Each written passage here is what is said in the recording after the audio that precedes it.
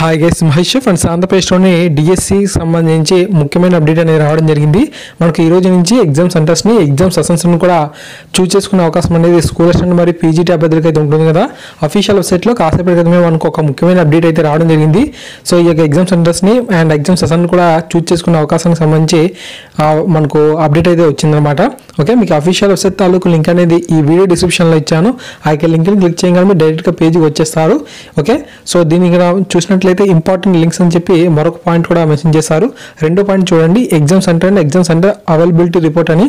దాని మీద ఒకసారి క్లిక్ చేయండి. అలా చేసినట్లయితే మీ యొక్క జిల్లాలో ఎన్నెన్ని ఖాళీలు అనేవి ఉన్నాయని చెప్పి చూపిస్తుంది అనమాట. అంటే మనకు ఏదైతే సినిమా హాల్లో మనం టికెట్స్ ఏ విధంగా బుక్ చేసుకుంటామో అదే తరహాలో అనమాట. ఓకే, ఇంకా మనకి జిల్లాలో ఖాళీగా ఉన్నాయా లేవా అనేది చూపిస్తుంది. డేట్స్ వారీగా కూడా మనకు ఇన్ఫర్మేషన్ అయితే ఉంది. కాబట్టి అభ్యర్థుల యొక్క విషయాన్ని అయితే గుర్తుపెట్టుకోండి.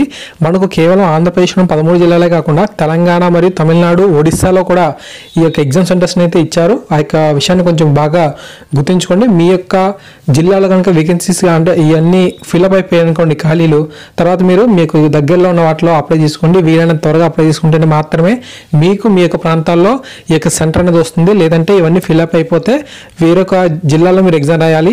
సో గవర్నమెంట్కి ఒక్కొక్కసారి ఏంటంటే మనకు ఇతర స్టేట్లో కూడా వేసేసే అవకాశాలు అయితే ఉంటాయి. సో దయచేసి అభ్యర్థులు ఈ యొక్క విషయాన్ని గుర్తుపెట్టుకోండి. ఓకేనా, మీరు కొంచెం బాగా అందరికీ కూడా తెలియజేస్తానని ఆశిస్తున్నాను. తర్వాత మనకి ఏంటంటే ఎగ్జామ్ సెంటర్స్ని మనం క్లిక్ చేసుకోవడానికి ఏంటంటే జస్ట్ దాన్ని టచ్ చేయండి. అలా టచ్ చేసిన తర్వాత ఇక్కడ చూసినట్లయితే క్యాండిడేట్ ఐడిని, డేట్ ఆఫ్ బర్త్ని, ఆధార్ నెంబర్ని అడగడం అయితే జరుగుతుంది. ప్రీవియస్గానే ఒక వీడియో చేశాను. ఆ యొక్క వీడియోలో ఉన్నట్టుగానే ఇన్ఫర్మేషన్ అయితే ఉంది. మీరు ఆన్లైన్ అప్లికేషన్ డౌన్లోడ్ చేసుకుంటారు కదా, అందులో పైన మనం చూసినట్లయితే reference ID are candidate ID అని చెప్పి ఒక నెంబర్ ఉంటుంది. ఆ నెంబర్ని ఎంటర్ చేయండి. తర్వాత డేట్ ఆఫ్ బర్త్ని ఎంటర్ చేయండి. మీకు ఆధార్ కార్డ్ నెంబర్ని కూడా ఎంటర్ చేసి గెట్ ఓటీపీ అని క్లిక్ చేస్తే మీరు ఆన్లైన్ అప్లికేషన్లో ఫిల్అప్ చేసినప్పుడు ఏదైతే మొబైల్ నెంబర్ ఇచ్చారో ఆ యొక్క మొబైల్ నెంబర్కి ఒక ఓటీపీ వస్తుంది. ఆ ఓటీపీని తర్వాత మనం ఎంటర్ చేయాల్సిన అవసరం అయితే ఉంటుంది. ఓకే, ఆ విధంగా ఇన్ఫర్మేషన్ అయితే ఉంటుంది. అండ్ తర్వాత మనం చూసినట్లయితే ఓటీపీని ఎంటర్ చేయగా నెక్స్ట్ పేజ్కి వెళ్తాము. అక్కడ మన యొక్క ఎగ్జామ్ సెంటర్ని చూస్ చేసుకునే అవకాశము, ఎగ్జామ్ సెషన్ని కూడా చూస్ చేసుకునే అవకాశం అనేది ఉంటుంది. అంటే మార్నింగా లేదంటే ఆఫ్టర్నూన్ రాస్తారని ఇన్ఫర్మేషన్ ఉంటుంది. కొంచెం అవన్నీ జాగ్రత్తగా ఫిల్అప్ చేసుకోండి.